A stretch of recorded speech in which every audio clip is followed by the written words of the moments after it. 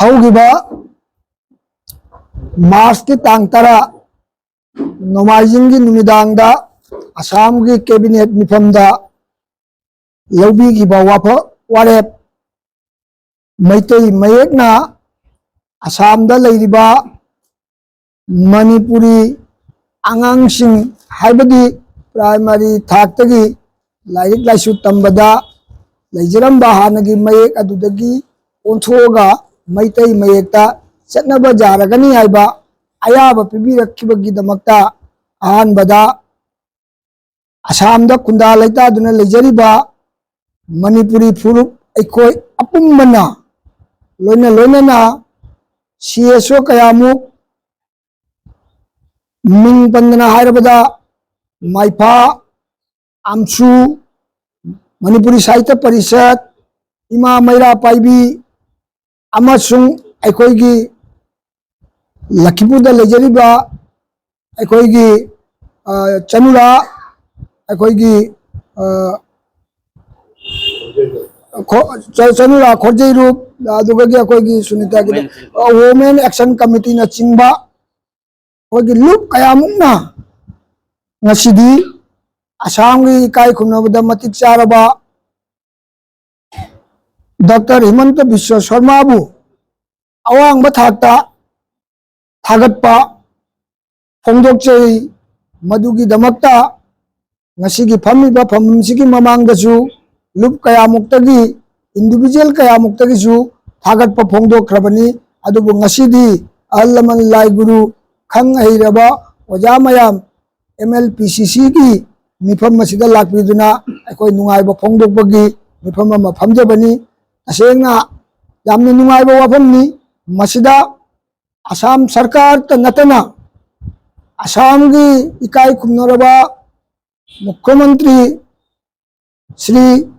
हिमंत बिश्व शर्मा त नतना मा की सरकार अदुगा लोइना एजुकेशन डिपार्टमेंट त लेबिरिबा एजुकेशन मिनिस्टर डॉक्टर रोनोस पिगुना लौबीखिबा मागी थौदांग अदुगा एजुकेशन डिपार्टमेंट की अगोय SCERT की डायरेक्टर अमसुंग ऑफिशियल स्टाफ खुदिंगमकपसु अखोय मणिपुरी खुनाइना थागतपा फोंदोकचरी लोइना हाइरिबा पांडम मसे जौनबा होनबदा अखोय मतेंग पांगबीखिबा लखीपुर विधानसभा की MLA ओबिरिबा श्री कौशिक रायना अदुकी मतिक थेंखांग कयादा असम की एजुकेशन मिनिस्टर अमसुंग चीफ मिनिस्टर अमसुंग सेक्रेटरी लेवल दा अखोय MLPCC माइफा मणिपुरी साहित्य परिषद न चिंबा उन्ननबा सिंबीगिबगी दमक्तासु अखोय Lakhipur MLA Shri Kaushik रायबुसु ngomkhai leitana अखोय थागतपा फोंदोकचरी अदुगा लोइना मसिदा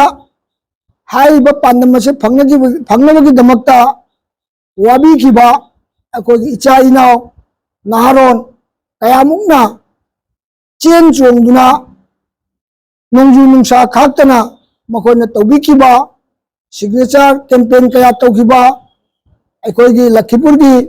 इनाव Ravindra अमसुंग अखोयगी इनाव सोपोना signature कयामुक खोमदुना थाजनगिबा अदुगा थेंखांग कयामुक अखोयना Guwahati दा चचदुना गवाहाटी की मंत्रिमंडल की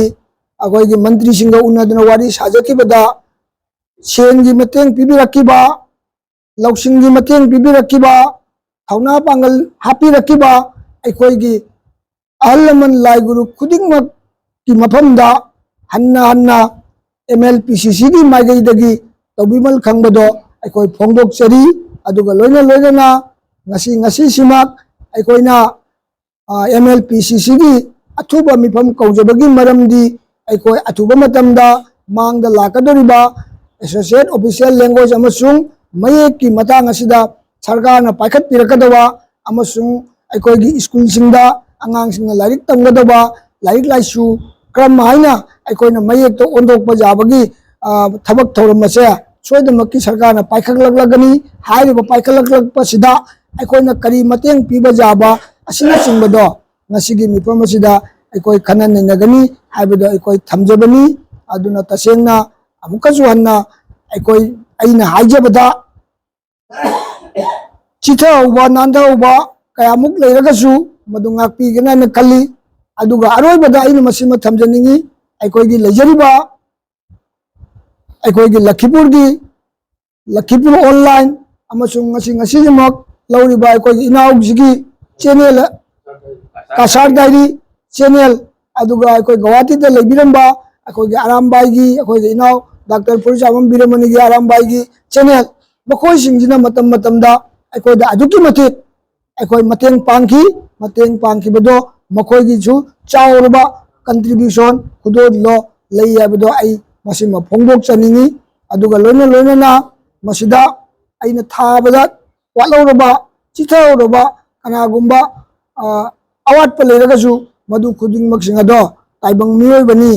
ꯁꯣꯏꯗꯕ ꯉꯝꯗꯦ ꯃꯗꯨꯅ ꯆꯤꯊꯔꯝꯕ ꯂꯩꯔꯒꯁꯨ ꯃꯗꯨ ꯉꯥꯛꯄꯤꯒꯅꯤ ꯍꯥꯏꯅ ꯑꯩ ꯍꯟꯅ ꯃꯌꯥꯝꯒꯤ ꯃꯐꯝꯗ ꯅꯣꯛꯆꯔꯤ ꯑꯗꯨꯒ ꯁꯨꯞꯆꯤꯜꯂꯒ ꯍꯥꯏꯖꯕꯗ ꯑꯩꯈꯣꯏꯒꯤ ꯃꯅꯤꯄꯨꯔꯤꯒꯤ ꯐꯨꯔꯨꯞ ꯑꯁꯤꯅ CSOꯕꯨ ꯑꯣꯏꯔꯁꯨ ꯃꯤडियाꯒꯤ ꯊꯣꯡꯗ ꯑꯣꯏꯔꯕꯁꯨ ꯀ꯭ꯂꯕꯀꯤ ꯊꯣꯡꯗ ꯑꯣꯏꯔꯒꯁꯨ ꯑꯗꯨꯒ ꯃꯥꯏꯀꯩ ꯈꯨꯗꯤꯡꯃꯛꯇꯒꯤ ꯃꯇꯦꯡꯅ ꯉꯁꯤꯗꯤ ꯃꯗꯨꯒꯤ ꯋꯥꯖꯃꯟꯒꯤ ꯃꯍꯩ ꯑꯗꯣ ꯉꯁꯤ ꯐꯪꯕꯅꯤ ꯍꯥꯏꯕꯁꯦ ꯑꯩꯈꯣꯏ MLPCCꯒꯤ ꯃꯥꯏꯀꯩꯗꯒꯤ ꯍꯟꯅ ꯐꯣꯡꯗꯣꯛꯆꯔꯤ ꯑꯗꯨ ꯑꯩꯈꯣꯏꯒꯤꯗꯤ ꯃꯗꯨ ꯌꯥꯎꯒꯗꯧꯔꯤꯕꯅꯤ ꯍꯥꯏꯗꯤ ꯂꯃꯥꯏ ꯃꯉꯥꯇꯪ ꯄꯥꯟꯕ ꯑꯣꯏꯔꯒꯁꯨ ꯑꯩꯈꯣꯏꯅ ꯃꯗꯨ ꯏꯒꯗꯧꯔꯤꯕꯅꯤ ꯃꯁꯤ ꯑꯩꯈꯣꯏ ꯈꯪꯍꯧ ꯇꯥꯏ